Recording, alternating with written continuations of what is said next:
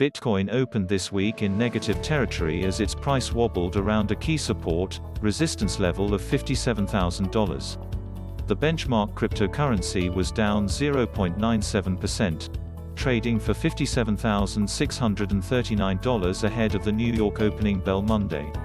Its move downhill came as a part of a broader bearish correction that started after the price crossed $60,000 late last week. From then to this press time, the Bitcoin price fell roughly 4%. The cryptocurrency's latest correction downhill marked the second time its price rejected breakout attempts above $60,000. In March, the BTC/USD exchange rate had declined by more than 18.50% after logging a record high of $61,778, data from Coinbase. That increased the prospect of Bitcoin heading lower after the latest upside rejection. Nevertheless, a pseudonymous analyst called the $57,000 level an important point to determine the Bitcoin market's next bias. He listed 5 critical factors that traders should focus on to guess where the price would head next, listed as follows. 3 technical patterns joined together to provide Bitcoin a bullish setup this week: a resistance area that has faced repeated breakout attempts since mid-March, an ascending triangle structure that expects to shoot prices upward, and a 50-day exponential moving average that provides support to the overall short-term bullish bias. As the analyst presented, Bitcoin needs to hold its ascending triangle support.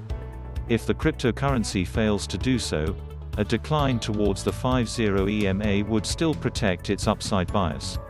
Meanwhile, the resistance area, which somewhat operates as an upper trendline area for the ascending triangle pattern, would ultimately give up for a breakout attempt, shooting the BTC/USD rates upward by as much as the triangle's maximum length.